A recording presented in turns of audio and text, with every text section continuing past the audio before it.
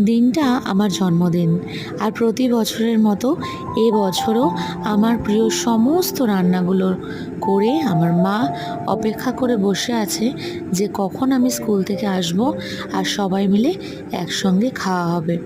আমার পছন্দের সব রান্না করা হয়েছে। ইলিশ মাছ আমার খুবই ফেভারিট।